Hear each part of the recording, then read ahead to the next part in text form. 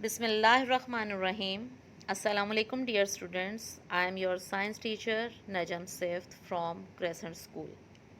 All of you know that the topic or the chapter which we are discuss is solid and liquid, and the subtopic is matter and its physical state. Today we learn more about matter and its physical state. For this I have a recap for you. In previous lesson, we learn about matter, mass and volume. And we know that everything around us which has some weight and occupies space is called matter.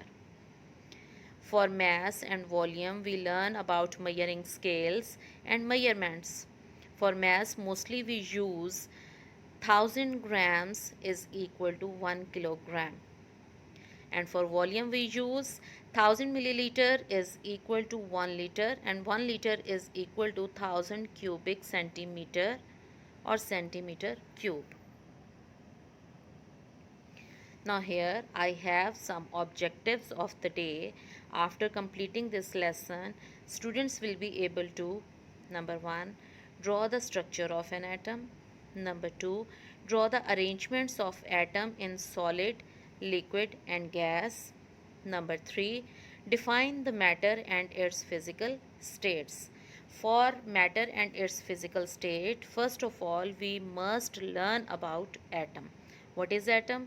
What is the atomic structure of it, and what are the elements or parts inside the atom? Look at this picture carefully. This is the atomic structure or the structure of an atom.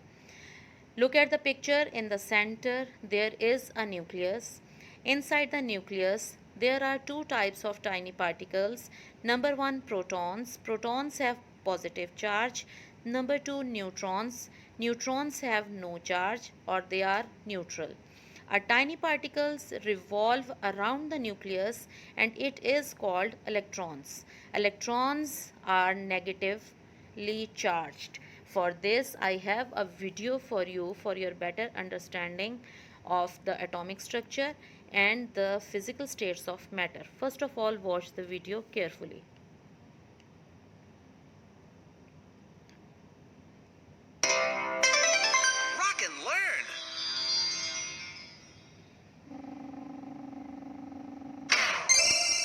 Here we are. Let's review a few things that matter. I've learned that matter is anything that has mass and takes up space. That's just what I was going to say. But there are many other things to learn about matter. Matter is made up of tiny building blocks called atoms. Tiny, huh? Are they smaller than a flea? Or a grain of sand?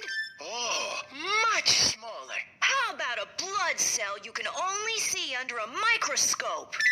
Atoms are even smaller than that. Each of those things is composed of millions and millions of atoms. An atom is the smallest amount of an element you can get that still has the chemical properties of that element. Scientists have built special tools to look at atoms.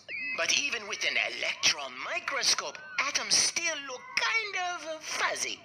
So let's look at this model of an atom of helium. That's the gas that makes balloons float.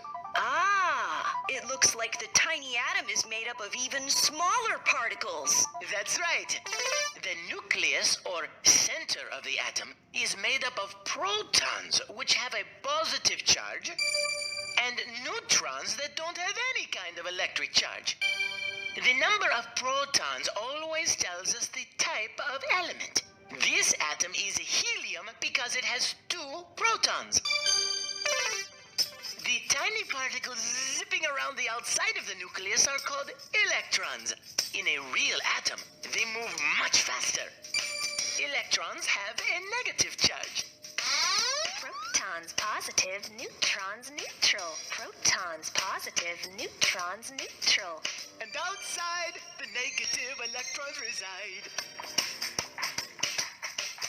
Protons positive, neutrons neutral. Protons positive, neutrons neutral. And outside, the negative electrons reside. So everything around me is made up of atoms. Does that mean I'm made of Kevin Adams? Oh, no.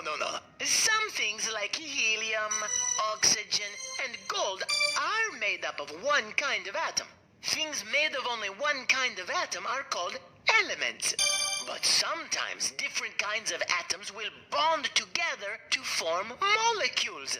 For example, a water molecule is made up of 2 hydrogen atoms and 1 oxygen atom. Oh, yeah! I've even heard people call water H2O. And water is completely different from hydrogen or oxygen by themselves. Now, water, like all matter, can exist in different states. I've learned about states of matter: solid, liquid, and gas. That's right. And matter can change states under certain conditions. Let's consider water. In its solid form, water is called ice. But what happens when ice gets too warm to remain as ice? It melts. Oh, it changes state from solid to liquid at a certain temperature. The temperature at which it changes from solid to liquid is called the melting point. Now, if you heat the liquid water up to its boiling point, it will change to its gas state, which we call water vapor or steam. Like in clouds. Correct. Each type of matter has its own boiling point and melting point. If you have 2 pieces of the same matter, under the same conditions, they will have the same melting point and the same boiling point. I see. No, not I see. I see. That reminds me, the point... Okay, students, I think all of you enjoy the video, and I think after watching this video, you better understand. You have better understanding of atomic structure of an atom and the physical states of matter. In this video, we watch that a matter has 3 physical states: number 1 solid, number 2 liquid, and number 3 gas. And here I have a picture for you for your better understanding. The picture shows the molecular arrangement of solid, liquid, and gas. In solids, the molecules are very close to each other. They don't have space to move. They have very strong force of attraction. In liquids, the molecules are have a little bit space between them, and they have less force of attraction as compared to solids. And in gas, the molecules are very far away from each other. They can only compressed under pressure. Now here we discuss about the solid. What are solid? Molecular structure of solid. Look at these given pictures, beautiful colorful pictures, or the molecular arrangement of solid are shown. The molecules are tightly packed with each other as shown in the picture. Number 2, they have strong force of attraction. Number 3, they don't have space to move. These arrangements are called solid, or in the solid these are the molecular arrangements. This is why it is not easy to break or change its shape. In molecules, the molecules are little bit far apart from each other.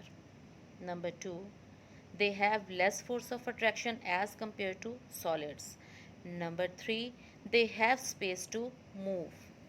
That is why it is easy to pour a liquid from one container to other, and they don't have a strong bonding as in solids.